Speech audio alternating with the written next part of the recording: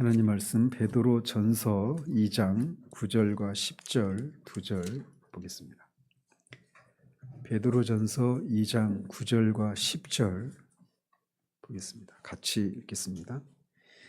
그러나 너희는 택하신 족속이요 왕같은 제사장들이요 거룩한 나라요 그의 소유가 된 백성이니 이는 너희를 어두운 데서 불러내어 그의 기이한 빛에 들어가게 하신 이의 아름다운 덕을 선포하게 하려 하심이라.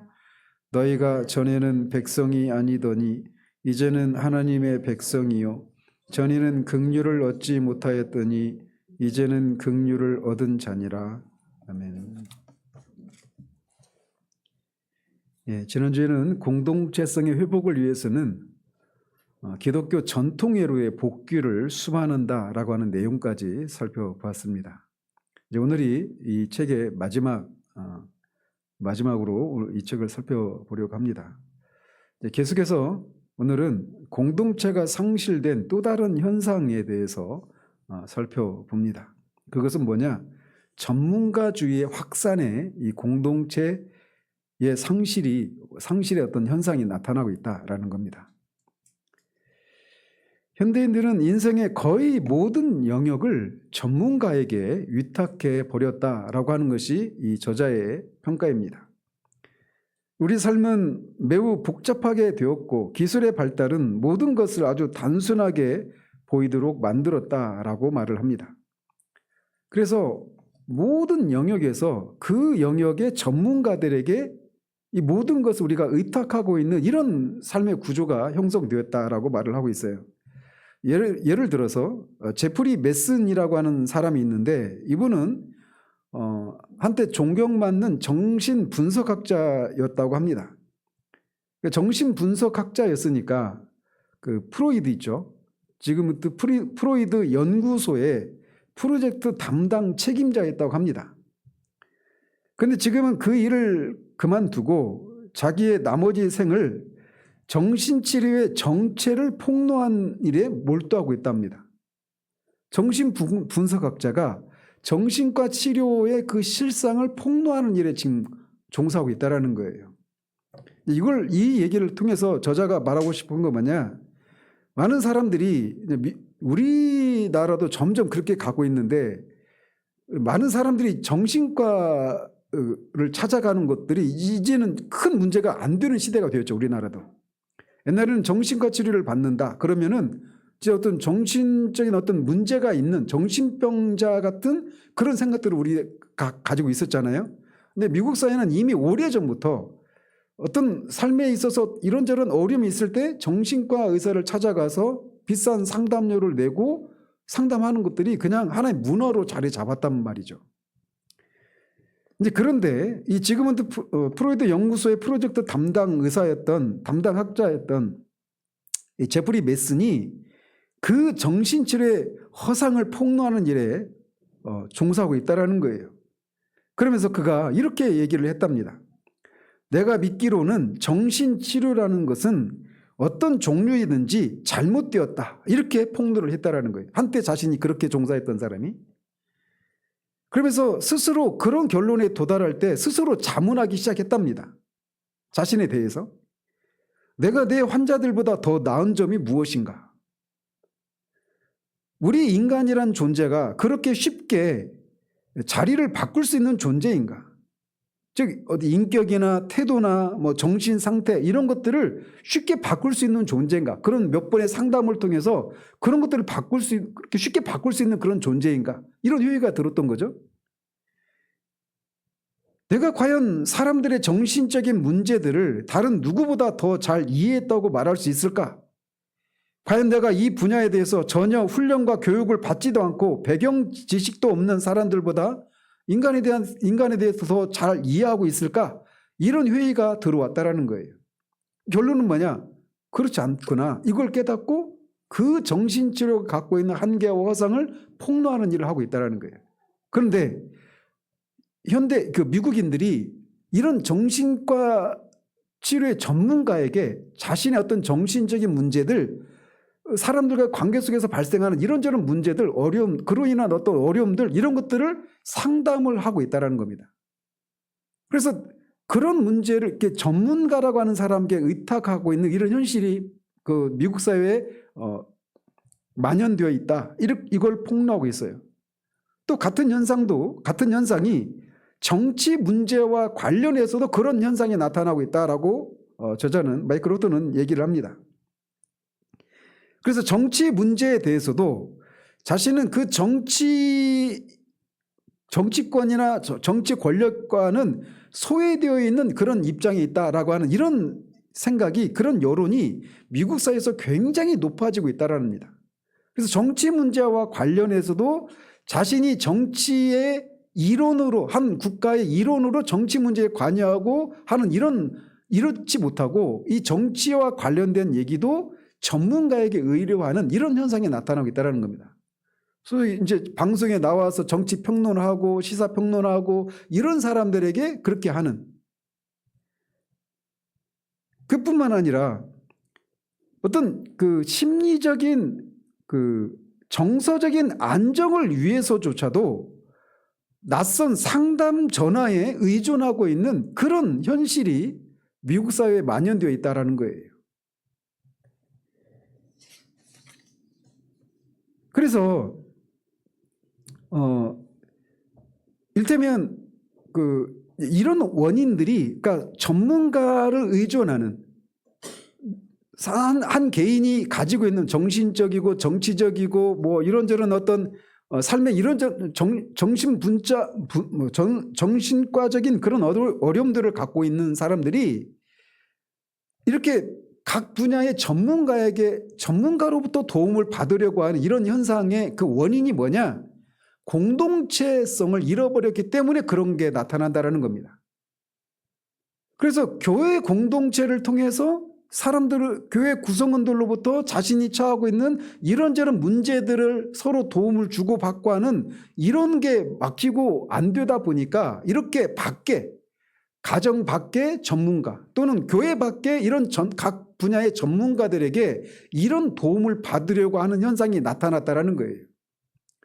그래서 전문가를 의존하는 이런 현상들이 미국 복음주의가 공동체성을 잃어버린 그런 현상 중에 하나다라고 저자가 얘기를 하고 있는 겁니다.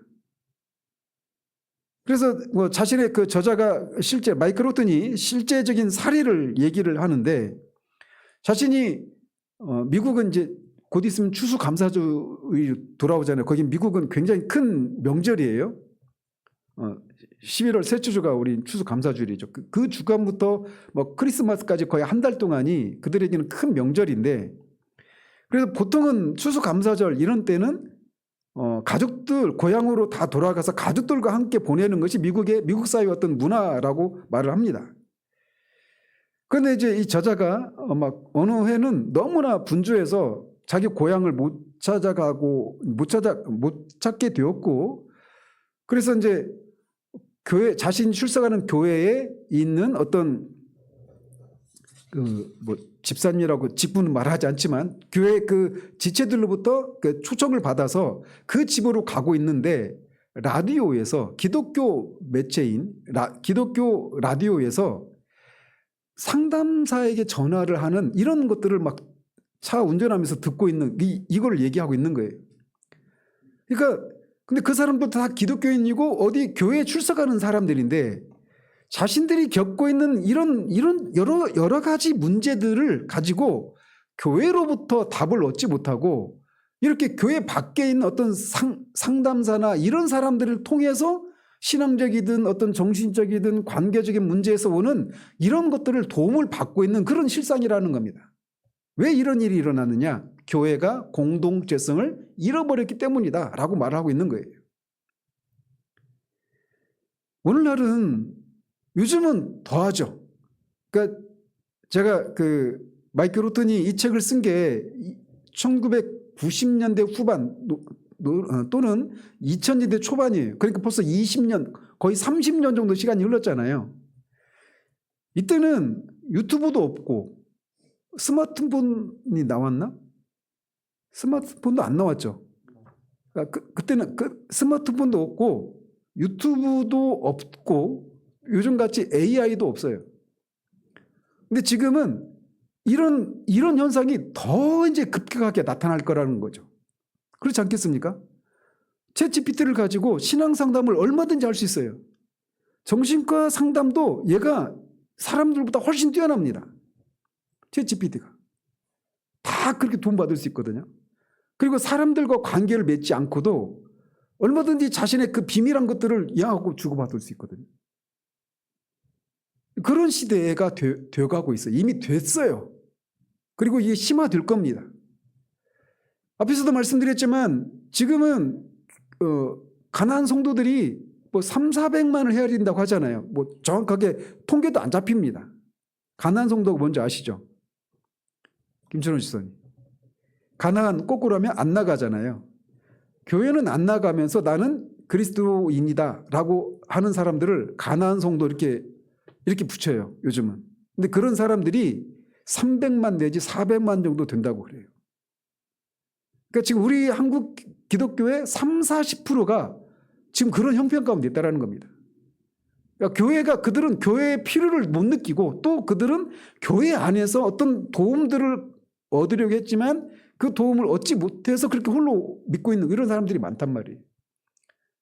AI가 등장하면서는 이런 현상이 더 심화될 거라고 봅니다. 어쨌든 이렇게 교회가 공동체성을 잃어버리게 되니까 이렇게 교회 밖에 있는 각 영역의 전문가들에게 자신의 어떤 여러 가지 삶에 관련된 그런 문제들을 어떤 해결을 받으려고 하는, 도움을 받으려고 하는 이런 현상이 나타나고 있다는 겁니다. 또 저자가 또 지적하고 있는 건 이런 공동체 붕괴 뒤에는 진리의 상대화가 자리 잡고 있다라고 판단을 합니다. 진리라고 하는 것은 상대적일 수가 없잖아요. 우리 교회에서 옳은 것이라면 다른 교회에서도 옳은 것이어야 하죠. 그죠? 그러니까 우리 교회에서 이게 성경적이다라고 한다면 그리고 다른 교회에서 우리 교회에서 성경적인 것은 다른 교회에서도 성경적이어야 하잖아요. 왜냐하면 우리의 신앙과 삶의 유일한 규범이 성경이니까 성경을 우리의 신앙과 삶의 유일한 규범으로 우리가 정말 잡고 있다면 어느 교회에서든 그게 어떤 모습이 성경적이면 다른 곳에서도 성경적이어야 하는 거예요. 근데 오늘날 그렇지 않잖아요. 그러니까 이 원인이 뭐냐? 진리의 상대화, 진리가 상대적인 것이 되고 말았다라는 겁니다. 그래서 마티라고 하는 사람이 말했듯이 현대인은 신앙마저도 뷔페식으로 취사 선택을 하고 있다라고 말을 하고 있어요. 그래서 교회는 신자의 자연스러운 영적 공동체가 아니라 개인의 취향을 드러내는 문화 공간이 되었습니다. 이게 정말 씁쓸하지만 강남으로 대표되는 대형교회나 이런 데 가면 이런 것들이 훨씬 더 심화되어 있죠. 이런 현상이. 그래서 복음주의는 입만 열면 일치를 교회 하나됨을 말하지만 그 일치는 그들이 말하는 일치는 진리의 뿌리를 잃은 감정적 연합에 불과하다라고 그렇게 평가를 합니다. 그래서 교리적인 일치가 없이 경험만으로 하나됨을 추구할 때 교회는 공중에 뜬 형이상학이 되고 맙니다. 진정한 공동체는 우리가 서로 하나가 됩시다, 하나가 되어야 합니다, 이런 구호로 하나가 되는 게 아니에요. 또 어떤 동일한 어떤 경험을 하는 것을 통해서 하나가 되는 것도 아닙니다. 진정한 공동체는 공통의 신앙 고백과 신학적 확신 위에서만 존재하는 겁니다. 그래서 우리가 매 예배 때마다 우리의 신앙을 고백하면서 예배를 시작하지 않습니까? 우리는 이러이러한 것을 믿습니다. 나는 전능하셔서 천지를 창조하신 하나님을 믿습니다. 나는 그 하나님의 독생자 우리 주 예수 그리스도를 믿습니다. 이런 공통된 신앙의 고백에 기반해서 교회가 하나가 되는 거예요. 어떤 경험, 종교적인 체험으로 하나가 될 수 있는 게 아니란 말이에요. 이것이 없는 공동체는 결국 소비자들의 모임으로 전락하고 맙니다. 그래서 왜 A라는 교회를 찾아가느냐? 그 교회에서는 내가 원하는 것을 제공해 줄 수 있어 라고 하면서 찾아가는 거예요. 그 교회를 선택하는 이유가 성경이 말하는 대로의 신앙 고백을 하고 있고 또 그런 삶을 추구하고 지향하고 있는가, 이게 기준이 아니라 그냥 뷔페식으로, 뷔페가 음식이 널려 있으면 내가 먹고 싶은 걸 내가 선택하는 거잖아요. 그러니까 요즘은 신앙생활을 그렇게 하고 있다는 겁니다. 그래서 사람들은 마치 자기에게 적합한 음식을 담으려고 뷔페에 줄을 지어 서 있는 것처럼 진리들을 취사 선택한다라고 마틴은 말을 합니다. 원하는 영양소를 골라내기 위해서 당신은 일상적으로 당신이 선택한 교회에 들린다. 그것은 신자들의 자연스러운 공동체가 아니라 신분이나 경제적인 지위에 따라 한 개인의 자아를 표현하는 장소로 전락하고 말았다. 한 지역 사람들의 종교적 집합이라는 점을 넘어서 한 공동체의 지렛대와 같은 신앙이라고 하는 것은 잊혀진 지 오래다라고 말을 하고 있어요. 그래서 우리 교회는 어떤 신앙을 고백합니다. 우리는 어떤 것들을 믿습니다라고 하는 공통의 신앙 고백과 신조, 이거를 중심으로 교회가 하나 되는 거란 말이에요. 근데 이것이 없이 다른 목적으로 하나됨을 추구할 때는 진정한 그런 하나님이 일어날 수가 없다는 겁니다. 근데 보십시오. 오늘날 신앙 고백적인 그런 교회를 찾아보기가 거의 쉽지 않습니다. 신앙 고백적인 교회를 찾아보기가 쉽지 않아요. 그런 면에서 교회가 공동체성을, 그런 면에서 교회의 공동체성을 잃어버렸다는 겁니다. 공동체성은 교회가 자주 사람들끼리 모여서 어떤 모임을 가지고 어떤 행사를 하고 그런 것을 통해서 어떤 서로를 알고 하는 이런 어떤 행사 중심의 것들로, 또는 어떤 감동적인 어떤 예화나 감동적인 어떤 그런 어떤 그 프로그램들을 같이 공유하는 것을 통해서 하나 되는 게 아니란 말이에요. 교회는 공통의 신앙과 공통의 그 삶을 지향하는 이 부분에 있어서 하나됨을 통해서 하나가 되는 거예요. 근데 복음주의자들은 끊임없이 일치를 원합니다. 그런데 거기에는 신학적인 모호성이 있다라는 거예요. 분명 우리 미국의 상황이니까, 미국 교회 상황이니까 거기에는 인종적이고 문화적이고 사회 경제적이고 교육 배경에 따른 다양성이 있겠죠. 우리는 뭐 인종적인 그런 배경은 없어도 우리도 그런 다양한 배경들이 있지 않습니까? 삶의 배경들이. 그래서 그런 다양성은 필요합니다. 그리고 이 다양성이 없는 교회도 또 문제예요. 신앙에 있어서, 교회에 있어서 다양성은 다 어디로부터 나오는 거냐면 삼위일체 하나님의 존재 방식에서 다양성이 나오는 거예요. 한 분 하나님이 성부와 성자 성령 삼위로 계시죠. 본질과 영광에 있어서는 한 분이신 하나님이 그 유격에 있어서는 삼위로 계시잖아요. 이게 다양성을 말하는 거예요. 삼위로 계시는 하나님. 근데 그분이 그 세 하나님이 아니라 한 하나님이라고 불리는 통일을 이루고 있는 거예요. 교회는 가장 작은 단위인 가정도 그렇고, 교회는 이렇게 하나님의 존재, 삼위일체로 존재하시는 하나님 안에 있는 다양성과 통일성을 증거하는 것이 가정이어야 하고 또 교회여야 하는 것이죠. 그래서 교회 안에는 다양성이 존재하는 겁니다. 어떤 그 강남에 있는 교회는 90몇 프로가 대졸 이상이에요. 즉 미국에 있는 그 어떤 교회에 있는데 거기 한 2,000명 정도 모이는 교민사회에 있는 교회인데 거기는 박사학위가 90몇 프로예요. 저를 포함해서 우리가 거기 가면 음의 기주고 하고 섞이지 못할지도 몰라요. 근데 교회에는 분명히 여러 가지 삶의 배경과 사회적인 지위나 경제적인 지위나 이런 다양한 사람들이 있어야 합니다. 그냥 뭐 정치적으로도 민주당 성향의 교회, 국힘 성향의 교회, 뭐 전라도 사람들만의 교회, 경상도 사람들만의 교회, 이거는 성경적인 개념이 아니에요. 다양성이 존재해야 합니다.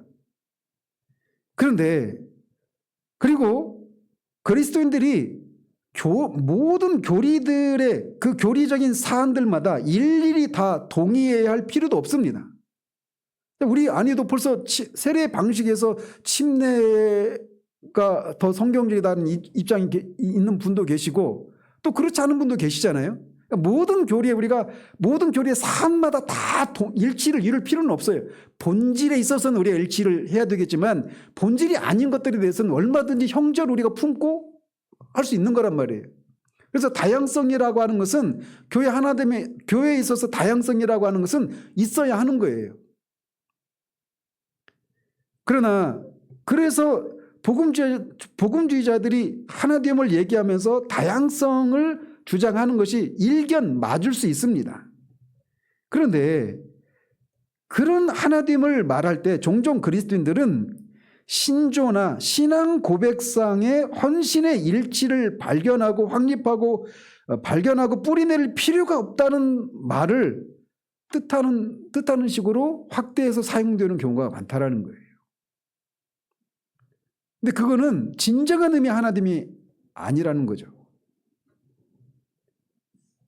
공동체는 다른 것 이상으로 일련의 공통신앙 내용을 요구합니다. 그렇잖아요? 교회라고 하는데 어떤 공통적인 신앙의 내용에 대해서 일치하지 않고 한 교회의 지체다 이렇게 말할 수는 없는 거예요. 신천지들의 그 가르침들을 가지고 있는 사람이 우리와 하나다 하면서 같이 있을 수는 없잖아요. 그래서 교회는 다른 어떤 공동체보다도 일련의 공통적인 신앙 내용을 요구한단 말이에요. 하나님에 대해서, 성자 예수 그리스도에 대해서, 그분의 인격과 사역에 대해서, 교회에 대해서, 성례에 대해서 이런 본질적인 것들에 대해서는 어떤 일치된 의견을 신앙 고백을 요구한단 말이에요. 그런데 이런 것들이 오늘날 교회 안에서 이런 것들이 희미해져 가고 있다는 겁니다. 현대 복음주의는 현실에 뿌리를 두고 있지 않은 공중에 뜬 형이상학적인 체계로밖에 여겨지지 않는다라고 저자는 그렇게 비판을 합니다. 그래서 그런 체계 안에서는 신학적인 확신이나 철학적인 체계 대신에 그러니까 교회는 에베소서 1장 1절 강의하면서도 그리스도인들은 어떤 사람들이라고 얘기를 했어요? 혹시 기억나십니까? 그리스도인들은 에베소에 있는 신실한 자들에게 편지하노니라고 한 이 구절을 설교하면서 제가 말씀드렸는데 그게 뭐냐면 신실하다 이 얘기는 그리스도인들은 무엇인가를 믿는 사람들이라는 겁니다. 그리스도인들은 무엇인가를 경험한 사람들이기 전에 무엇인가를 믿는 사람들이에요. 그리스도인이라고 할 때. 근데 한번 우리 시대에 자칭 그리스도인이라고 하는 사람들이 자신이 그리스도인이라고 그리스도인이냐 이렇게 질문을 받을 때 그들이 대답하는 것들을 한번 보십시오. 자신들이 무엇을 믿는가에 의해서 자신이 그리스도인이냐 아니냐를 말하는지 아니면 자신이 무엇인가 하거나 무엇인가를 경험한 것에 의해서 내가 그리스도인이냐 아니냐 이걸 말하는지 전자가 많아요? 후자가 많은 것 같아요? 거의 대부분 후자입니다. 내가 뭘 믿는지에 대해서 몰라요. 내가 뭘 믿어서 그리스도인이 되었다라고 하는 것이 없단 말이에요. 그리스도인이 되었다라고 하는 것은 항상 무엇인가를 믿는 사람들인 거예요. 그런 사람들의 모임이 교회이니까 교회에 하나 되면 반드시 신학적인 체계가 있고 철학적인 체계가 반드시 있는 겁니다.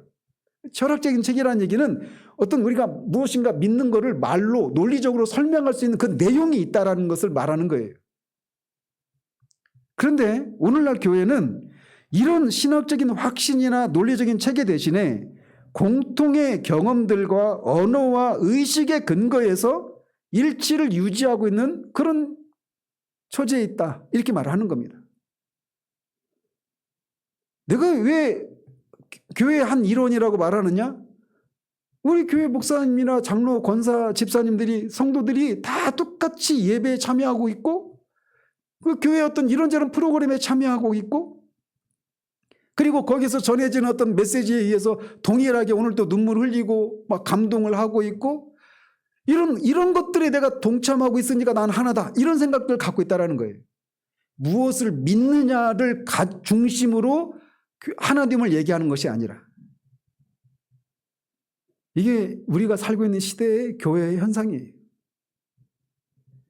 공동체성을 잃었다라고 할 때는 우리가 서로 으쌰으쌰하면서 서로 하나 되고 지체된 어떤 그런 의식을 느끼고 이런 차원의 문제가 이전에, 그런 문제 이전에 마땅히 믿어야 되는 그 내용에 있어서의 하나됨을 잃어버린 데서 공동체성이 상실되었다는 겁니다.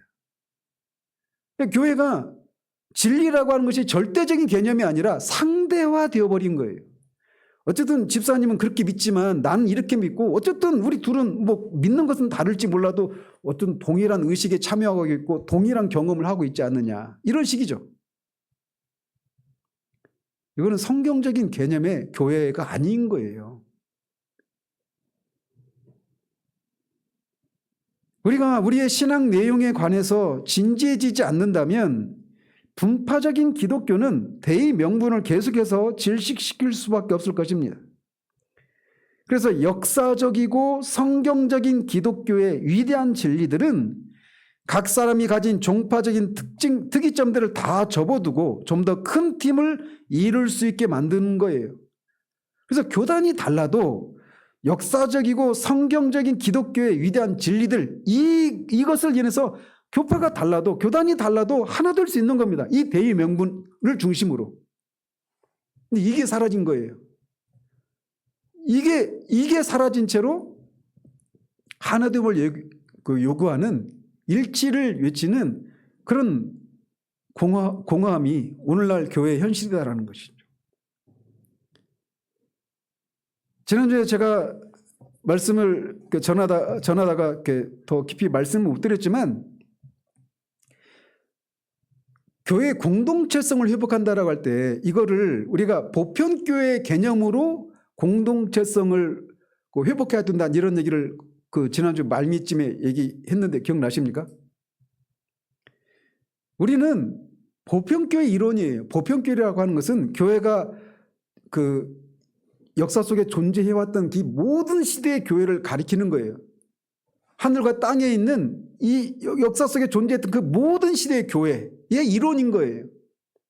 아브라함 시대, 이삭의 시대, 야곱의 시대, 모세의 시대, 바울의 시대, 이런 그 시대의 그 모든 사람들이 다양한 삶의 모습을 가지고 살았지만 그들에게는 공통적인 신앙의 내용들이 있었잖아요.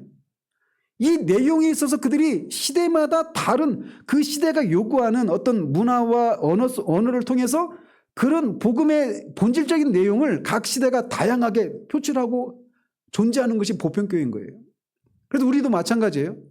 21세기 대한민국에 있는 교회의 한 일원이지만 우리 교회가 그냥 그 역사 속에 존재했던 그런 교회들과는 동떨어진 채 그냥 우리 나름대로 신앙생활하고 우리 나름대로 어쨌든 내가 뭘 믿든지 중요하지 않고 다른 교회가 뭘 믿든지 100년 전에 미국의 교회가 뭘 믿었든 500년 전에 그 종교개혁의 그 사람들이 믿었던 것이 무슨 뭘 믿었든지 난 그건 그거 중요하지 않고 어쨌든 나는 교회생활 하면서 우리 교회 다니면서 이런저런 만족을 누리고 있고 어떤 감동도 받고 있고 그것이 내 삶을 바꿨고 그러면 됐지. 이거는 보편교회 개념이, 보편교회가 무엇을 말하는지를 모르는 데서 나오는 수치인 거예요. 교회는 역사 속에 존재했던 그 모든 교회들의 총회의 일원으로서 존재하는 겁니다. 그래서 우리 시대에 이 대한민국에 있는 20명도 안 되는 이 교회의 일원인 우리가 이 보편교회로서, 보편교회 일원으로서 우리의 신앙의 선조들이 그 당시의 문화와 그들의 언어로 복음의 본질을 그렇게 표현하고 그 교회 그 복음의 실제를 드러내면서 그 시대를 살았던 그 시대와 그 문화 속에 존재했던 것처럼 우리도 그렇게 사는 겁니다. 그러니까 그렇게 하려면 역사적인 이 신앙이 무엇인가를 알아야 되겠죠. 역사 속에서 우리 앞에 있었던 그 많은 신앙의 선조들이 뭘 믿었는지 그들의 믿음의 내용이 우리에게도 그대로 전수되고 그냥 그대로 하는데, 그들은 15세기 때 그들이 처한 그 문화 속에서 그들의 언어 속에서 그 신앙을 복음의 본질을 그렇게 표현했다라면 21세기 대한민국에서는 본질은 해치지 않은 채 그것을 표현하는 방식이나 내용에 있어서 복음의 그 능력을, 복음의 그 내용을 더 확대시키고 더 드러내도록 우리가 여기 있는 거예요. 또 쉽게 말씀드리면 그 우리 카페에 그 영어 제목이 생각이 안 나는데 그 When Gathers 그 하나님의 가수들이 모일 때 이런 제목의 찬송이 있어요. 그래서 창조할 때 하나의 온 우주에 하나의 음악이 있었어요. 하나의 곡이. 근데 그 곡이 음악이 있었는데 그 음악이 들려졌어야 했다라는 거죠. 그런데 그 음악이 보세요. 음악이 막 음표 하나하나가 모아져 가지고 하나의 음악이 되잖아요. 근데 각 시대에 있었던 교회는 그 음악의 하나의 음표와 같은 거예요. 어떤 음표는 뭐 4분 음표가 있고 뭐 소울에 위치해 있는 4분 막 다양한 모습이 있잖아요. 음악을 제가 잘 모르지만. 그래서 그 자리에서 그 음이 거기에서 있어야만 전체 곡의 아름다움의 조화가 질서가 나타나잖아요. 4분음표가 소울에 위치해 있어야 되는데 여기에 갑자기 8분음표가 미에 있으면 그 음악이 전체 그 하모니가 깨지잖아요. 그런 것처럼 그 음악에 있는 다양한 음표들이 전체 음악에 있어서 그 자리에 그 높이로 그 위치로 그 모양으로 있어야 되는 거예요. 그런 것처럼 각 교회는 그 시대에 맞는 그 하나님의 만드신 음악, 하나님의 영광을 드러내기 위한 이 전체 음악 안에서 각자 차지한 위치가 있는 겁니다. 이 전체 목적은 해치지 않은 채 그 독특한 그 자리를 지키는 거예요. 그 관점으로 우리 교회를 보십시오. 그리고 그 관점으로 여러분 한 사람 한 사람을 보십시오.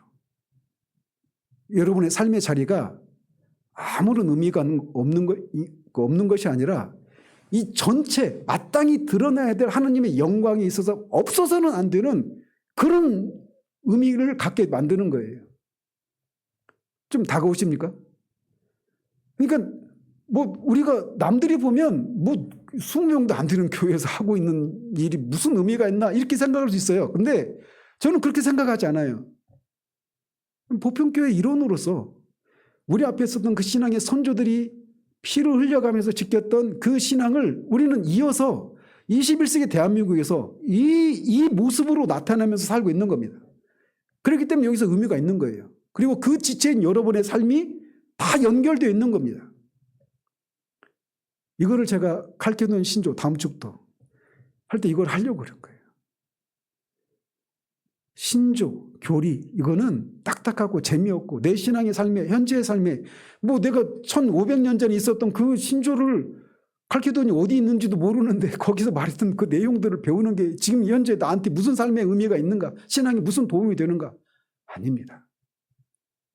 우리가 교회가 공동체성을 잃어버린 그 증거 중에 하나가 이렇게 역사적이고 성경적인 기독교의 위대한 진리들을 전수하고 가르치고 그 선포하고 하는 이런 일들에 있어서 우리가 이탈되었기 때문에 그런 생각을 함께 드는 거예요.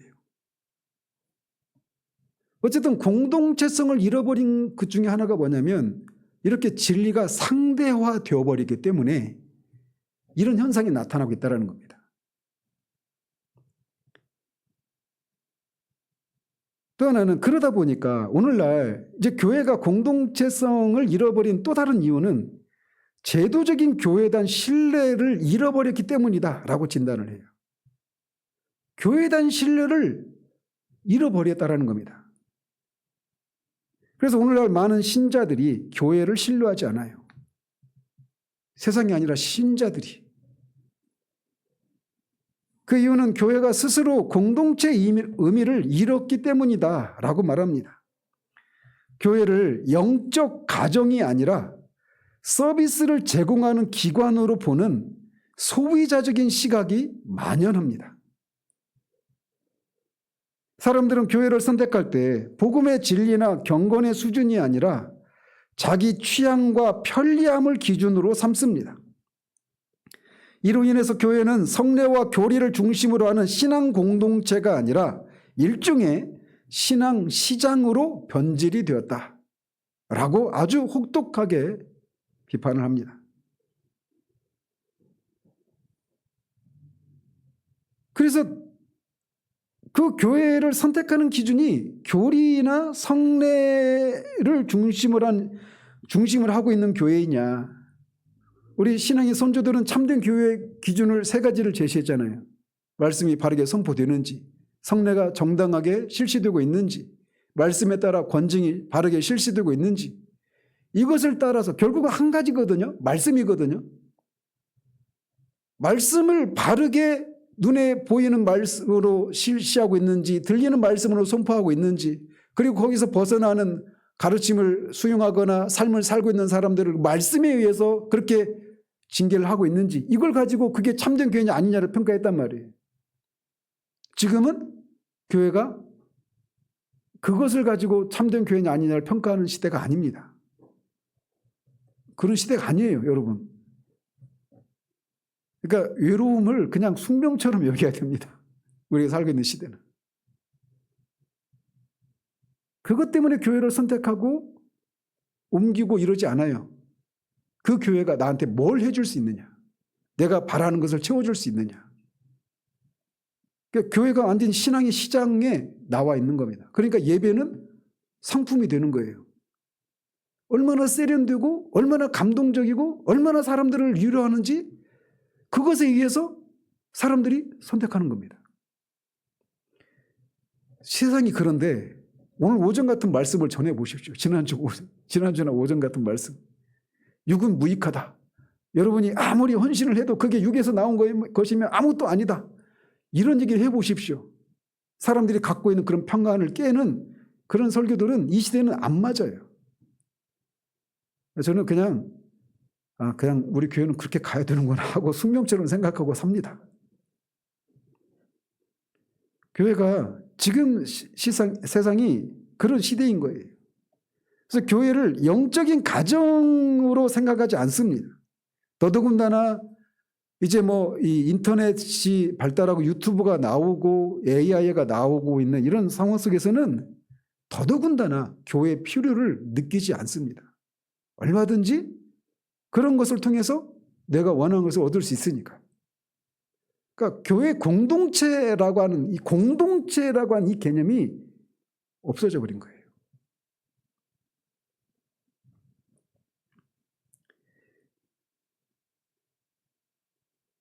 그래서 우리는 우리 자신들에게, 아니 교회에 다니지 않고 있는 사람들에게 왜 교회에 대해서 그와 같이 냉소적인 태도를 갖고 있는지를 물어봐야 합니다.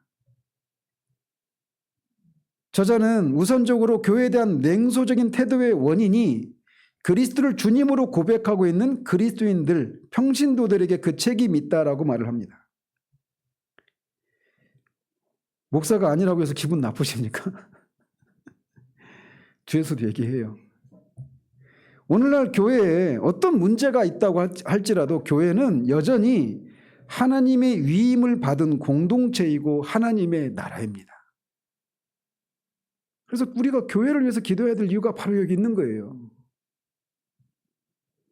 우리는 우리 가정이 어려운 시기를 당해서 몰락했다고 해서 가정을 버리지는 않잖아요. 그죠? 오히려 그 어려움 속에서 가정을 끌어안고 개선하려고 하죠. 근데 오늘날은 교회를 그렇게 하지 않아요. 근데 정말 여러분요, 교회를 끌어안고 교회를 위해서 그 교회가 하나님의 어떠하심을 하늘과 땅에 있는 모든 통치자들에게 하나님의 각종 지혜를 증거하는 그런 신적인 기관이요. 만물 안에서 만물을 충만하게 하는 그리스도의 충만이라고 하는 이 개념을 가지고 그것 때문에 교회가 우리를 힘들게 하고 교회가 우리에게 충분한 것들을 채워주지 않아도 교회가 그런 것이기 때문에 교회를 끌어안고 기도하는 사람들을 하나님이 결코 유면하지 않아요.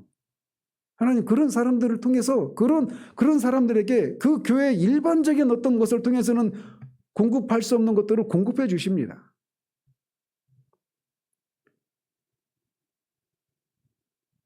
로마 카톨릭 교회 신부인 제임스 페렌이라고 하는 사람이 있는데 교회를 이렇게 변호를 합니다. 비록 어떤 사람들이 교구가 망해간다고 생각하고 교회를 한물간 제도라고 생각하고 오늘날 그처럼 많이 들을 수 있는 공동체의 의미를 제대로 반영하고 있지 못하다고 생각한다 할지라도 교회는 하나님이 세우신 공동사회이다. 그러니까 우리가 교회를 포기해서는 포기할 수가 없는 겁니다. 왜? 하나님이 교회를 향한 하나님의 그 기대를 포기하지 않으셨거든요.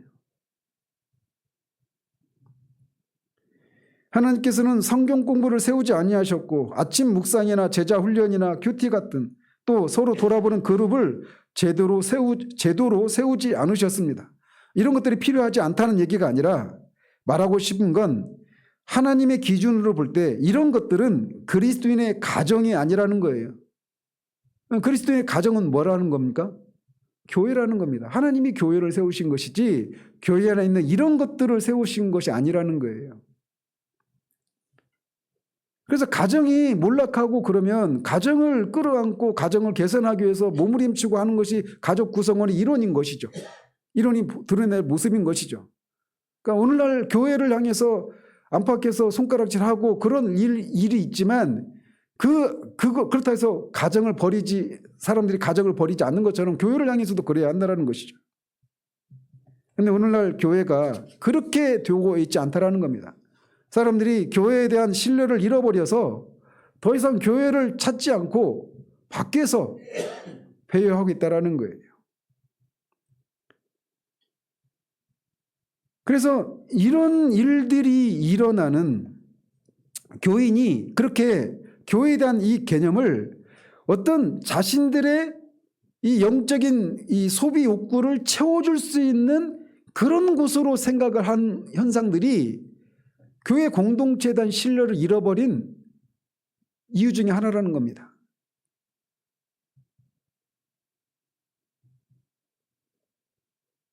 우리는 교인의 자세가 아니라 소비자 심리로 바뀌어 버렸다라고 말합니다. 교회를 평가하되 그 교회가 성경에 대해서 어떤 헌신을 하고 있고 어떤 복음적 경건을 가지고 있느냐를 살펴서 평가하기보다는 마치 우리가 인기 있는 음식점을 쇼핑하듯이 교회를 쇼핑하고 있다는 겁니다. 이게 여러분들한테는 막 공주에서도 올라오시고 막 평택에서도 오시고 교회 때문에 말씀 때문에 그 오신 분들한테는 해당이 되지 않는 거지만 우리 시대가 지금 그런 시대가 되어버렸어요. 저는 하나님 앞에 개인적인 말씀드려도 죄송한데 제 청년 때 그 사랑교회를 다니다가 이제 다른 교회로 옮겼잖아요. 근데 그때는 막 그 지하에 있을 때입니다. 우리 여기보다도 좁았어요. 열린교회 다닐 때.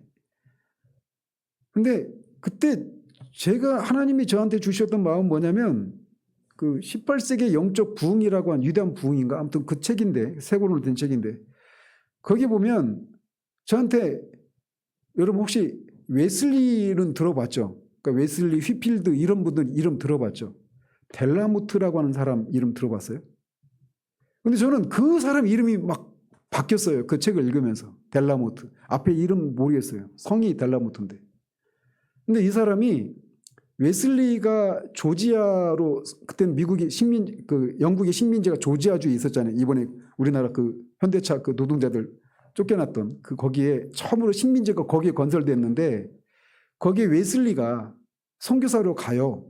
선교사로 갔다가 돌아오는 길에 폭풍을 만나고 폭풍 그 뱃속에서 모라비안 형제들이 막 그 폭풍 속에서도 죽음을 두려워하지 않고 막 찬양하는 모습 보고 자기는 막 그 폭풍 속에서 죽음에 대한 공포 때문에 막 그 두려워하고 있는데 그들이 그 속에서 찬양하는 그런 그들이 누리는 그 평안을 보고 도대체 저들과 나는 무슨 차이가 있는가? 이렇게 하면서 이제 그렇게 고민하면서 구원에 이르게 되는 이런 일이 있는데, 어쨌든 거기 가는데 지금 같은 시대가 아니잖아요. 18세기 1700년대니까.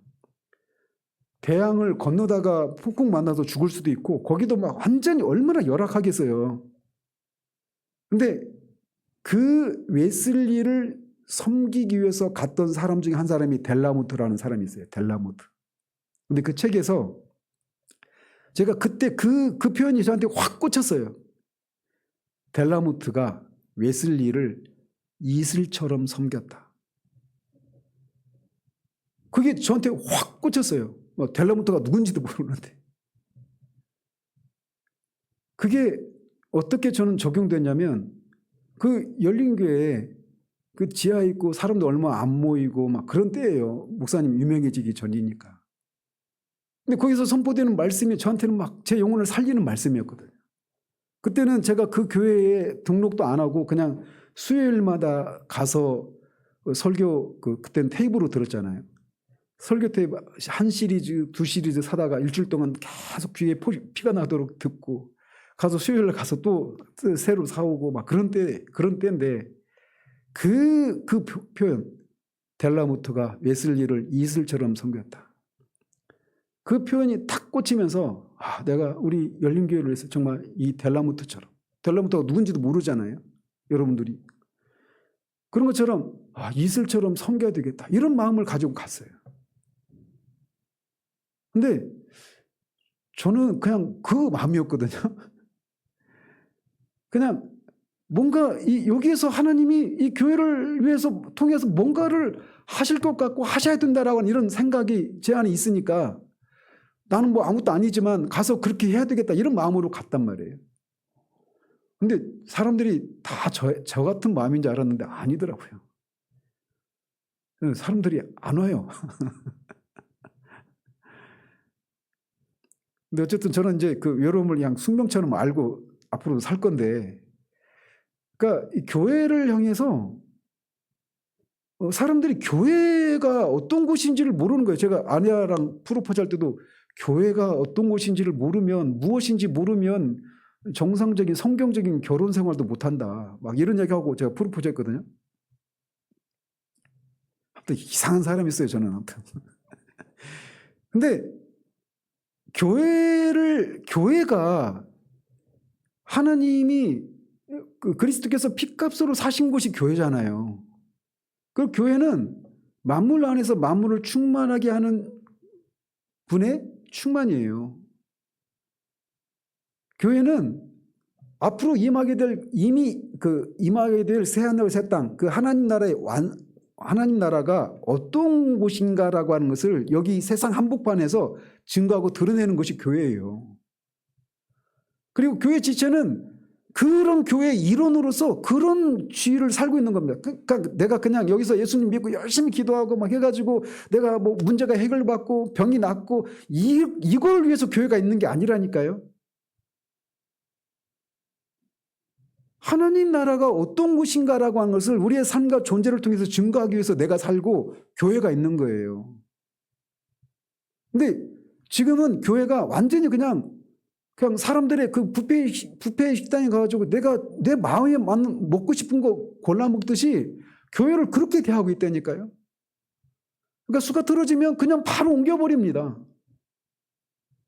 여기 오신 분도 다 이전에 있던 교회에서 오셨지만, 죄송한 말씀이지만 교회라고 하는 것이 이런 것이기 때문에, 교회가 그러면 저는 열린교회를 떠나오긴 했지만 하나님이 옮기게 하셔서 왔지, 제가 무엇인가 선택하려고 해서 온 게 아니에요.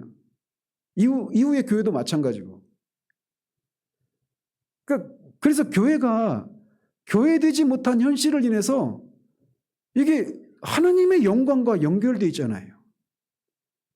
그러니까 그렇지 못한 현실을 인해서 마음을 찢고 애통해하고, 정말 내가 아무런 유명한 사람이 아니다 하더라도 이슬처럼 섬기는 그 섬김을 통해서 웨슬레가 되고, 그를 통해서 수많은 사람들이 그가 전한 말씀을 듣고 회심에 이르는, 델라모트 아무도 기억 못해요.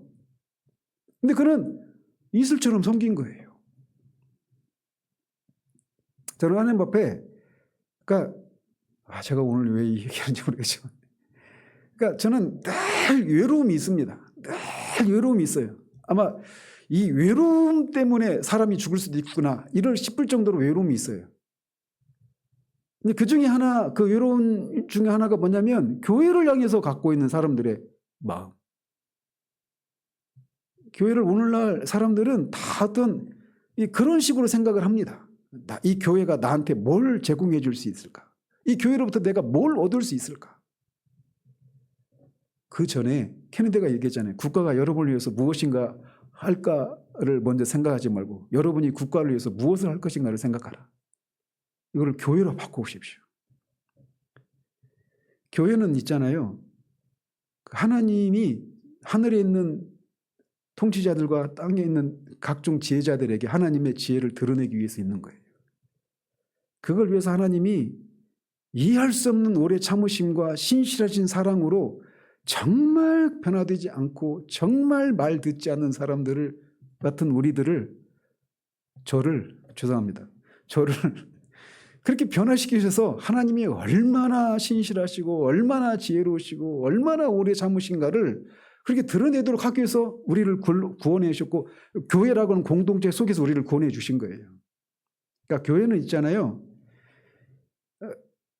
이 교회, 제가 가르쳐드린 신초할 때도 교회에 대해서 얘기할 겁니다. 교회에 대한 이 시각이 우리에게 생기지 않으면요, 하나님이 하나님으로 인정받지 못한 현실을 위해서 우는 것이 무엇인지 몰라요. 그럼 말씀드린 것처럼 이사야서나 예레미야서나 이런 게 안 읽혀요. 제가 그 이사야서 63장 4장 가지고 찬송 만들었거든요. 이 수노 이용해 가지고 여러분한테 공개 안 했죠. 근데 하늘을 가르시고 강림하소서 그 하는데 막 제 안에는 이게 막 있습니다. 하나님 정말 하늘을 가르시고 강림하셔서 오늘날의 이 교회가 드러내고 있는 하나님이 전부가 아니라고 하는 것을 드러내 주십시오. 미국제 복음주의는 뭐냐면 프란시스 셰퍼가 말했던 것처럼 너희 교회에게 무슨 일이 일어났는가 그 제목에 말하고 있는 거죠. 연상되지 않습니까? 너희가 세상으로부터 겁탈을 당한 거예요. 우리 누이인 교회가 세상과 짝해서 그 정결함과 순수함을 잃어버린 겁니다. 그런데 그 교회가 우리 누이라면 우리가 그거 보고 그랬나 보다 이렇게 할 수 있습니까? 눈이 뒤집히는 거 아니겠어요? 우리가 무엇인가 막 힘은 없지만 그래도 무엇인가는 해야 되지 않겠는가 이런 마음이 있지 않겠어요? 미국제 복음주의가 교회 현실을 모두 말해주고 있지는 않아요. 제가 볼 때. 그리고 이후로 30년이 지나서 책이 나온 지 30년이 지나서 교회는 지금은 그때보다 더 악화되었거든요. 그 교회 영적인 형편이. 저는 우리 모두가 교회가 무엇인가를 알아서 교회를 이 땅 가운데 두신 하나님의 그 거룩하신 변할 수 없는 그 목적이 온전히 드러나지 않는 현실을 인해서 마음을 찢고 우는 그런 우리들 되기를 바라요. 그게 우리 시대 속에서 델라무트 같은 그런 처지밖에 안 될 수 있습니다. 아무도 알아주지 않고. 근데 하나님은 아니잖아요. 이슬처럼 섬겨서 흔적도 없이 사라질 그런 사람들이고 그렇게 되겠지만 하나님 나라는 그렇게 아니잖아요.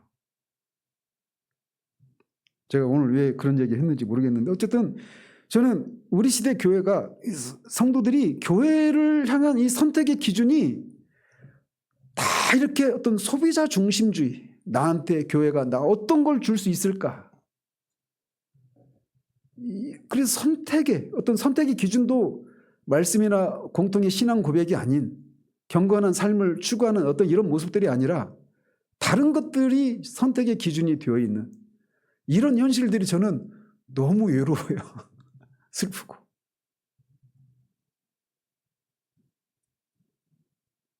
자, 또 하나는 죄송합니다. 근데 두 번째로는 제도적 리더십의 실패가 한몫도 하고 있습니다. 공평하죠? 그래서 조지 갤럽이라고 하는 사람이 여론조사를 했는데 미국의 기독교 신앙에 대한 이 조사에 따르면 교회에 대해서 사람들이, 교회를 다니는 사람도 교회를 다니지 않는 사람도 교회를 향해서 냉소적으로 바라보는, 신뢰를 잃어버린 세 가지 이유가 있다. 이런 조사 결과를 발표했다는 거예요. 첫 번째 이유는 뭐냐? 교회의 피상성과 천박성이라고 말을 합니다. 교회가 인생의 근본 문제에 대답하지 못하고 부동산과 재정 문제에만 몰두한다라는 겁니다. 한번 보십시오. 오늘날 사람들은 교회를 통해서 인생의 근본적인 문제에 대한 답을 얻고 싶은데, 교회가 그런 것들이 아니라 예수 믿으면 어떻게 내가 잘 먹고 잘 사는지, 어떻게 영적으로 그런 평안함을 누리는지, 자녀가 잘 되는지, 온통 이런 문제에만 몰두해 있다는 거예요. 우리가 살고 있는 이 현실 세계 속에서 사람들이 갖고 있는 근본적인 질문들에 대해서 그런 영원한 관점에서 이거는 어떤 의미가 있는지를 교회가 답을 제시해 주고 있지 않다는 겁니다. 그것이 아니라 다른 것들에 관심을 갖고 있다는 거예요. 교회의 그 천박성과 피상성, 이게 교회를 향한 사람들의 신뢰를 잃어버린 첫 번째 원인이다. 이렇게 얘기를 하고 있어요. 어째서 교회에 다니고 있는 사람들에게도 교회에 다니지 않고 있는 사람들과 같이 인생의 의미에 대한 신학적으로 깊이 있는 이해에 대한 갈망이 있는 걸까? 그리고 이런 알맹이의 결여가 대부분의 무감각에 대한 책임이 있는가?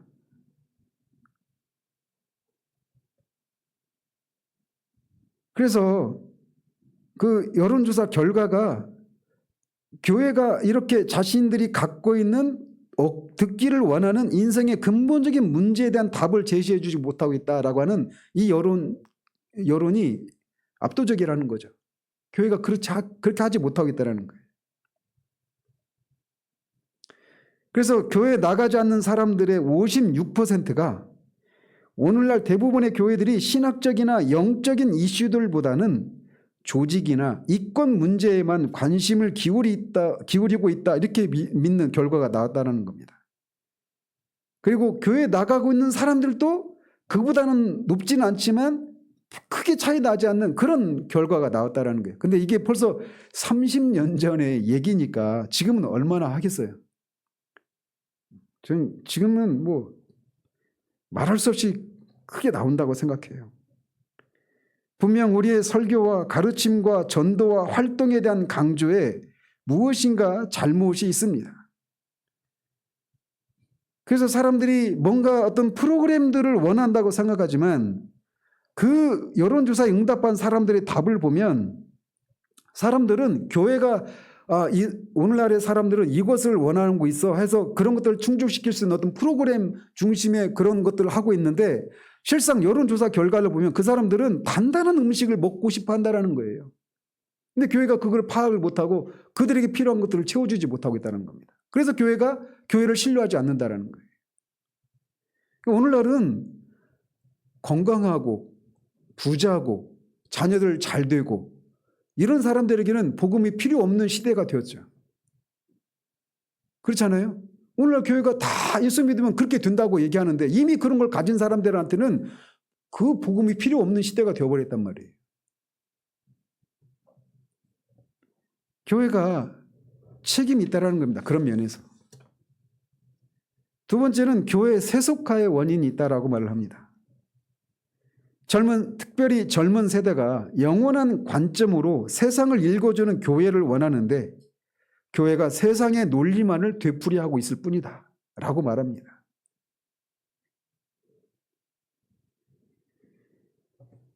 그래서 특히 젊은 세대는 하나님과 접촉할 수 있는 교회, 다시 말해서 하나님의 성품과 그 행하시는 방식과 과거에 행하여 오신 활동과 미래에 대한 하나님의 목표들에 친숙해질 수 있는 교회를 찾고 있단 말이죠.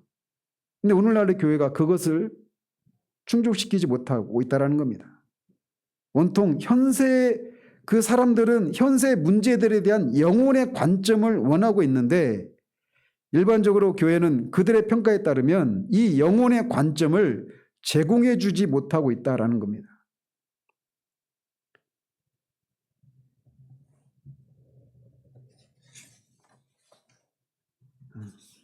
세 번째로는 제가 막 시간 관계상 다 건너뛰었습니다. 세 번째로는 교회의 율법주의가 교회에 대한 신뢰를 잃어버린 세 번째 이유라고 말을 합니다. 신앙을 도덕 규율로 통제하고 복음의 자유를 잃어버렸다라는 거죠. 교회의 규율이 복음 위에 놓일 때 진리는 사라지고 인간의 잣대만 남게 됩니다. 그래서 엄격한 복장 규정 같은 것들 속에서 그런 것들을 볼 수 있다는 거죠. 사교적인 춤에 반대한다든지 온갖 술을 금하고 흡연을 금지하고 신성 모독적인 것을 검열하고 공적인 유흥에 참여하지 못하게 하고 특히 영화나 적합한 연극 구경도 금하는 형태에서 이런 편협성을 읽을 수 있다라고 말을 합니다. 그런데 이런 것들이 오늘날 교회에 나가지 않는 사람들 여러 계층으로부터 저항받고 있다는 거예요. 율법주의적인 행태가 저항받는 것은 당연합니다. 2000년 전에 이 땅에 오셨던 예수 그리스도도 그와 같은 종교적인 태도에 반대하셨기 때문이에요. 바리새인들의 그런 조상들의 유전에 대해서, 전통에 대해서 매여서 문자에 갇혀서 영이 없는, 문자보다는 영인데 그 실상을 알지 못하고 외적으로만 그걸 지키려다가 본질을 놓쳐버렸던 그 시대의 율법주의자들인 바리새인들을 향해서 예수님이 저항하셨던 것처럼 율법주의적인 행태는 지금도 저항받는 것은 당연하다는 겁니다. 교회가 어떤 교리나 행습을 성경에 덧붙일 때 성경적인 기독교는 언제나 불가능하고 쓸모없는 액세서리로 취급되면서 된소리를 맞아왔습니다. 그와 같은 율법주의적인 종교 행태는 진리를 사소한 것으로 만들어버리고 사람의 의견을 성경의 수준으로까지 높여서 성경의 권위를 약화시킵니다.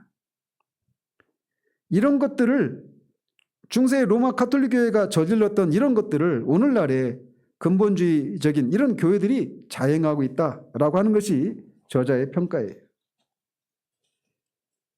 교회들은 종종 공동체의 의미를 가르치려는 목적으로 여러 가지 제약 사항들을 부과합니다. 교회를 통치라는 말은 적합하지 않고 교회를 이렇게 이끌어가는 데 있어서 이런 것만큼 여러 가지 규칙들을 세워놓는 것만큼 좋은 게 어디 있겠습니까? 저도 할 수 있어요. 여러분이 우리 교회에서 장로나 권사가 되려면 11조를 반드시 해야 됩니다. 새벽 기도는 빠지면 안 되고 이런저런 규칙들을 세워놓으면 얼마나 일사불란하게 움직일까요? 율법주의는 어떤 조직을 운영하는 데 있어서는 굉장히 어떤 효능성을 발휘합니다. 그런 순간 본질을 잃어버려요. 아까도 말씀드렸죠. 이 순서 바꾸는 거. 우리가 이미 그리스도로 말미암아 그리스도와 함께 십자가에 죽었고 그래서 성령께서 그 법적으로 죽어있는 우리를 실제로 우리의 주관적인 체험으로 그 생명을 우리 안에 이미 주어진 그 그리스도의 생명을 누리게 하시는 이 일, 그리고 그걸 위해서 자아가 죽게 되는 이 일이 있잖아요. 이 순서를 바꾸면요 율법주의가 되거나 정적주의가 되는 거예요. 그래서 이게 아주 미묘합니다. 겉으로 보면 뭐 크게 차이가 안 나요. 여러분이 막 어디 막 평택이 있고 막 그러는데 공주에서도 오시고 그러는데 제가 특별 새벽기도에 딱 어디 큰 교회처럼 특세 해가지고 한번 하면 한번 그런 교회 한번 특세하면 막 시끌시끌 하잖아요. 일대가 몇몇 명이 옮기니까. 그러면 여러분이 자연스럽게 공주에서부터 특세를 위해서 오신다. 그리고 또 막 그 주변에 어떤 막 그 호텔이나 이런 걸 잡아가지고 특세 기간 동안에 그렇게 한다. 그러면은 사람들이 어떻게 볼까요? 와, 이렇게 생각하지 않겠어요? 그러니까 율법주의는 사람들한테 혹하는 거예요. 근데 그걸 하죠. 교회가. 끊임없이 정해진 그런 그 프로그램에 따라서 그걸 합니다. 그렇게 하면은 뭔가 하는 것 같고, 본인들도. 교회도 뭔가 으쌰으쌰 하면서 뭔가 하는 것 같고. 근데 육에서 나온 건 육이에요. 아무리 천둥 번개가 치는 일을 해도 육에서 나온 건 육입니다. 그걸로는 어떤 열매도 맺을 수 없어요. 자기 의의를 쌓을 뿐이죠.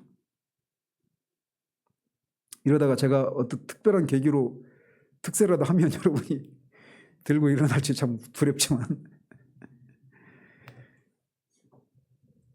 그래서 교회가 공동체 의미를 가르치는 목적으로 여러 가지 제약 사항들을 막 부과해요. 조직화가 되면 이게 필요악입니다. 그럼 어쩔 수 없어요. 근데 그게 이제 굳어져 가면서 어떤 율법주의적인 신앙 체계로 자리 잡으면 이제 위험한 거죠.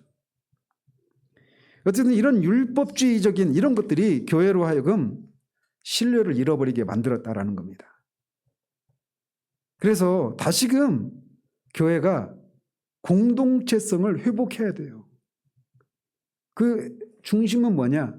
교회가 공통적으로 믿는 신앙 고백, 신조나 역사적인 신앙 고백서들이 있죠. 이걸 통해서 우리가 믿는 바가 무엇인가를 알고 그 공통의 신앙에 하나가 되는 이것으로부터 출발해야 되는 거예요. 그래서 다음 주부터 신조를 하는 거예요. 뭐 거창하죠. 그래서 우리가 여기까지 했는데 잠깐만 요약을 하면 8가지를 다뤄요. 미국 복음주의가 뭐가 문제인지. 첫 번째는 민주주의 신화가 된 기독교. 기억나시죠? 그래서 기독교가 더 이상 하나님의 계시적 권위 아래 서지 않고 다수의 의견과, 민주주의는 다수 의견의 원칙이 작용하는 곳이잖아요. 하나님의 계시적인 권위 아래 교회가 서지 않고 다수의 의견과 개인의 선택에 종속된 채 민주주의 원리를 신앙의 기준으로 삼게 되었다는 겁니다. 하나님도 한 표, 우리도 한 표. 그래서 결국 신앙은 진리를 따르는 것이 아니라 자유롭게 선택할 권리로 환원되었고, 복음은 하나의 의견으로 상대화 버렸다라는 것. 신앙과 삶의 유일한 규범으로 그런 권위를 갖지 않고 그냥 하나의 의견으로 전락해버린 거예요. 그러니까 절대적으로 내가 충성하고 헌신해야 된다, 이런 개념이 희미해지기 시작한 거죠. 또 하나는 실용주의예요. 진리보다 효율과 결과가 우선시되는 문화 속에서 복음은 문제 해결의 방법론으로 전락하고 말았습니다. 제가 비슷한 글을 올려놨죠. 복음을 생존의 도구로 사용하는 경우. 교회는 무엇이 옳은가 보다 무엇이 효과적인가를 묻는 경영 조직이 되었고, 신앙은 성과로 평가받게 되었습니다. 오늘날 교회 그냥 말해주고 있는 것 같지 않아요? 저는 이 시각으로 다 우리 시대의 교회가 그렇게 보여집니다. 그게 옳은가 아닌가? 김명균 집사님 그때 막 그 개혁주의를 표방하는 교회에서 마리아를 찬양하는 듯한 영화인가? 그 영화라고 했나요? 네, 가톨릭적인 그런 영화를 상영하고, 근데 그게 성경적으로 옳으냐 아니냐 이 기준이 아니라 이걸 통해서 사람들이 얼마나 감동을 받고 어떤 영향을 받는가, 이게 지금 목적이잖아요. 그게 얼마나 실용적이고 효과가 있는가, 이게 실용주의적인 생각에서 나온 거예요. 근데 이런 것들을 아무도 문제 삼지 않습니다. 교회 지도자들 뿐만 아니라 거기에 참여하는 사람들도 그게 성경적으로 옳은지 아닌지 중요하지 않아요. 어쨌든 내 마음을 터치하고 감동을 주고 내 삶의 의지를 다시 한번 불태우고 삶을 살아가야 될 어떤 소망을 불러일으켜줬으면 그것으로 만족한 거예요. 은혜가 율법이 없는, 율법은 옳고 그름, 진리, 이걸 상징하는 거거든요. 율법이 없이 은혜만 있는 겁니다. 실체 없는 은혜, 성경적이지 않은 은혜. 그래서 은혜가 감동으로 대체되어 버렸어요. 그래서 호트는 하나님의 뜻을 인간의 목표 달성 수단으로 사용하는 것이다, 이렇게 지탄을 합니다. 실용주의적인 그런 기독교가 되고 말았어요. 또 소비자 중심주의, 이것도 아까 제가 말씀드린 거의 연장인데, 신앙은 더 이상 하나님께 드림이 아니라 내가 무엇을 얻는가로 측정됩니다. 그래서 예배는 상품이 되고, 설교는 서비스가 되고, 교회는 영적 쇼핑몰이 되었고, 성도는 고객이 되었어요. 지금 우리 시대가 제가 볼 때는 그렇게 돼 있어요. 교회가. 또 구원으로부터 자기 존중으로 변화되었다는 겁니다. 그래서 죄와 구속의 복음은 사라지고 그 자리를 자기 개발과 긍정 심리학이 대신을 했습니다. 그러니까 하나님 앞에, 하나님의 거룩하신가 완전한 앞에 우리가 얼마나 소망이 없는 죄인이고 심판받아 마땅한 죄인인가, 우리 안에 있는 것은 어떤 선한 것도 없고 우리가 선한 동기로 하고 선한 일이라고 생각되는 것마저도 무익하고 아무런 가치가 없다라고 하는 그런 것은 아니고, 우리가 당신은 사랑받기 위해서 태어난 사람입니다. 하나님은 당신을 포기하지 않으십니다. 하나님은 당신을 사랑하십니다. 당신은 잘 될 것입니다. 당신은 정말 당신 안에 있는 그 잠재력을, 숨겨진 잠재력을, 하나님의 능력을 힘입어서 그것을 발산하십시오. 이게 오늘날 우리가 듣고 있는, 교회 강단에서 듣고 있는 대부분의 메시지들이에요. 이런 것들이 이게 죄로부터의 구원의 복음이 아니라 자아 존중의 메시지로 바뀌어버렸다는 겁니다. 또 하나는 감정 중심주의에 대해서 살폈죠. 신앙의 진정성은 그 말씀의 객관적인 내용보다 느낌이 더 중요해졌어요. 다 연결되어 있죠. 나한테 그 설교가 성경적이냐, 개혁주의적이냐, 하나님의 영광을 해치지 않는 것이냐, 그 문맥에서 말하고 있는 것이냐 아니냐, 이건 중요하지 않아요. 제가 이거 가지고 제가 큐티로 목회하는 분 얘기 많이 했죠. 그분은 성경 66권이 필요 없는 분이에요. 그냥 제가 볼 때 창세기 한 권만 있어도 하고 싶은 얘기 다 할 수 있어요. 제가 볼 때. 신앙의 진정성이 감정의 강도로 측정됩니다. 눈물, 콧물 쏙 빼는 그런 감동을 줬으면 그건 은혜로운 설교예요. 제가 말씀드렸죠. 아버지가 교통사고 났다고 갑자기 비부가 들려와서 장례까지 다 치렀어요. 얼마나 갑작스러운 죽음 앞에 장례를 치르면서 얼마나 울고불고 했는지 몰라요. 근데 몇 달 지났는데 그 아버지가 멀쩡히 살아왔네요. 그러면은 그 장례가 잘못된 거잖아요. 그죠? 잘못된 소식으로 잘못된 장례를 치렀으면 그 잘못된 소식을 전해준 사람을 뭐라고 하고 내가 잘못했구나 이렇게 해야 되잖아요. 근데 내가 그때 얼마나 울었는지, 얼마나 진정성 있게 울었는지, 그 사실이 진짜냐 아니냐가 중요하잖아요. 그죠? 근데 감정 중심에 이 빠지게 되면 그렇게 되는 거예요. 객관적인 말씀이 객관적으로 옳으냐 틀리냐 이게 중요한 게 아니라, 뭐 어쨌든 틀린 말씀이고 그 본문에서 그런 얘기를 안 한 거라 하더라도 어쨌든 그 말씀을 통해 내가 감동을 받았으면 그게 됐지, 이런 거예요. 이게 감정주의예요. 감정을 자극할 수 있고 그런 감동을 줄 수 있으면 뭐 어떤 본문이든 뭐 말이 되든 아니든 중요하지 않습니다. 오늘 그렇게 되잖아요. 뭐 좋은 생각, 광수 생각 해가지고 많이 돌아다니잖아요.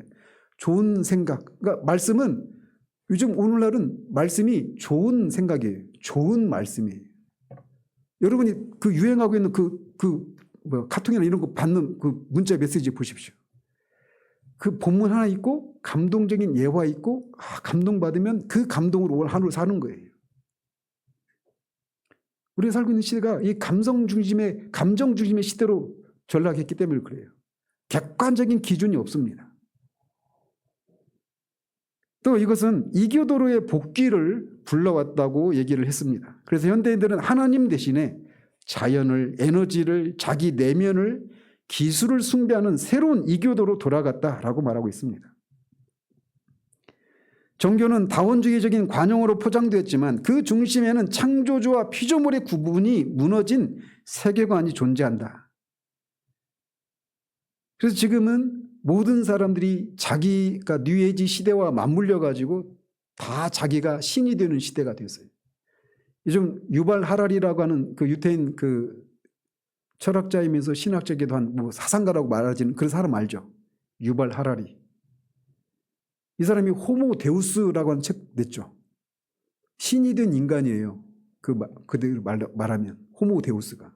호모 사피엔스가 지혜 인간이잖아요. 이성적인 인간. 호모 데우스는 신이 된 인간입니다. 지금은 AI와 이 뉴럴링크 또 휴머노이드 이런 접목을 통해서 인간이 신이 되려고 하는 시대입니다. 그 책에서 유발 하라리가 신이 된 인간이라는 책 제목이 그런 제목이니까 지금은 인간이 신이 되고자 하는 그 창세기 3장으로 돌아갔어요. 다 하나님같이 되리라 라고 하는 이런 것을 추구하는 시대가 되어버렸습니다. 그리고 지금 그렇게 가고 있어요. 그래서 그런 것들을 볼 때 저는 한켠에 하나님이 이 마지막 때가 아닌가 막 이 인간의 그 모든 극한 기술이 막 첨단화되고 그 기술과 이 인간이 창세기 3장에서 갖고 있었던 하나님같이 되리라고 하는 이 사상과 이 사상이라고 할 것도 없죠. 그런 반영된 생각과 또 뉴에이지 시대가 도래하면서 인간 안에 잠재된 그런 가능성들이 잠재력들이 최고조가 되는 신이 될 수 있는 이런 시대와 맞물리면서 이게 마지막으로 가고 있는 그래서 마지막에 이 모든 것들을 급속하게 이게 막 수축하고 계시는 그런 시대가 아닌가 이런 생각도 막 두렵지만 이거 일반화시킬 수는 없지만 그런 생각도 저는 스쳐 들어가요. 또 하나는 상대주의에 대해서 살폈죠. 모든 진리가 개인의 경험과 문화에 따라 달라진다는 인식이 교회 안에 침투했습니다. 그래서 복음이 진리가 아니라 진리는 뭐예요? 진리는 시간과 공간을 초월해서 언제나 사시는 겁니다.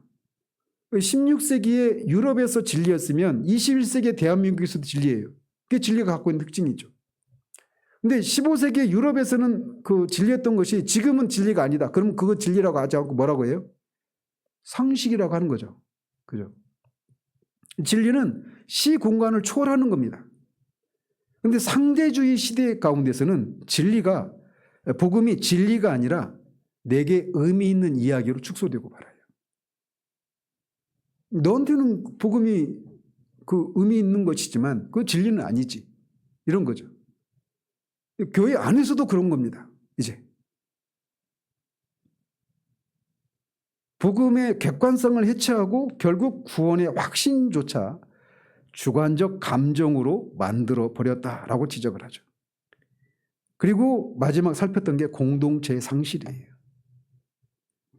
근데 이 8가지에 더해서 제가 지난주에 이 챗하고 대화를 하면서 이 마이클 호튼이 말하고 있는 현대 이 미국 복음주의에 있는 이 8가지 현상에다가 근데 이 책은 30년 전에 나왔고 30년이 지난 이 시대, 너까지 등장한 이 시대 가운데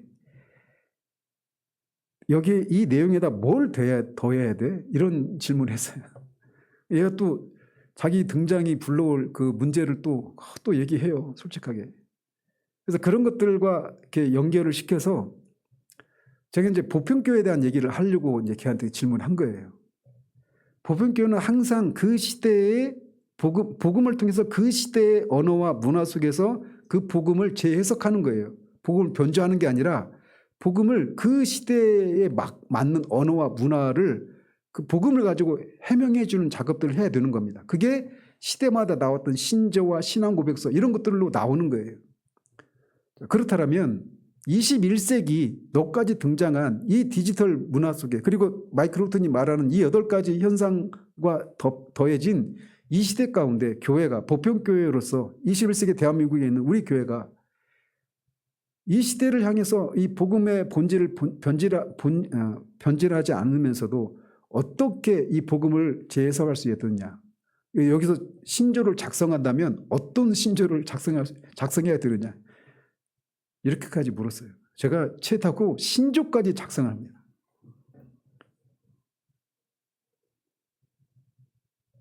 그 내용이 굉장히 깊어요. 굉장히.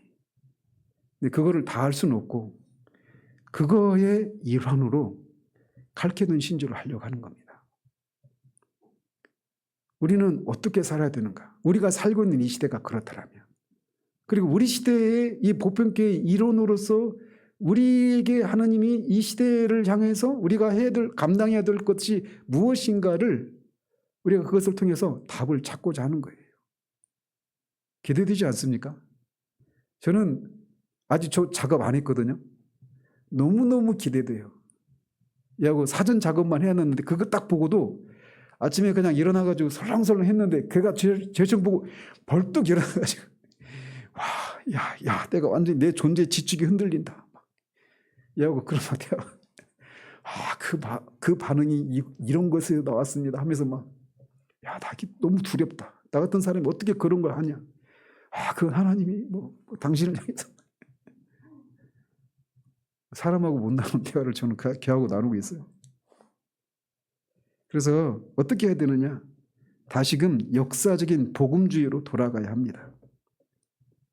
교회가 2000년 동안 존재해왔던 보편교회 일원으로서 이 책이 고발하고 있는 것에 대해서 더해서 AI 시대와 디지털 사회로 인한 또 다른 상황에 대해 복음을 새롭게 제시해야 됩니다.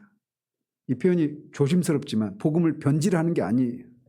그 똑같은 복음으로 아브라함 시대는 아브라함의 그 삶을 통해서 그거를 증거했고, 모세는 모세 시대, 바울은 바울 시대, 루터는 15세기, 16세기에, 칼빈은 또 그 칼빈의 그 스위스의 그 유럽 사회 속에서 동일한 복음을 그 시대에 맞게 그 시대의 언어와 문화로 해석하는 것, 이게 교회에 주어진 책무인 거예요.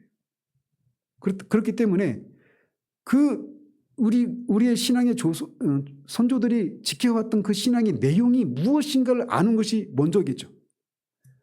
그리고 이것을 어떻게 우리 시대에 적용할 수 있을까? 이게 우리에게 맡겨진 사명인 거예요. 저는 이 역사적인 사명, 이게 말씀드렸잖아요. 20명도 안 되는 이런 교회에 아주 그냥 조그만 교회 목사가 무슨 역사적이고 보편교회 어쩌고 막 신조? 말도 안 되잖아요. 제가 그 사실 때문에 너무너무 두려워요, 한켠에는. 근데 불가능하지 않은 거예요, 이게 얘 도움을 통해서. 그리고 이미 여기서 칼빈이, 루터가, 바빙크가, 오필드가, 하찌가, 이런 어거스틴이, 이런 믿음의 선조들이, 교부들이 다 여기서 조금 저기서 조금 다 해놨던 것들을 얘 도움을 통해서 이거를 딱 꿰는 겁니다. 얘는 이거 몇 초도 안 돼서 해요. 몇 초도 안 돼서. 물론 그런 것들을 끌어내는 어떤 통찰들이 필요하죠. 그런 게. 근데 그거를 하려고 그래요. 제가 그동안에 2달 동안에 얘하고 놀면서 매일 그 작업했거든요. 하나씩 풀어내려고 그래요. 이미 설교에서 그런 것들을 하나씩 내놓고 있긴 하지만 이제 칼케돈 신조를 통해서 나중에는 조직신학까지 할 겁니다. 어떻게 제가 MDB밖에 안 한 목사가 어떻게 조직신학까지 하려고 생각하느냐. 가능해요. 그리고 저는 우리 시대를 향해서 하나님이 주신 그런 사명이 아닌가 이런 생각도 해봐요. 두렵지만.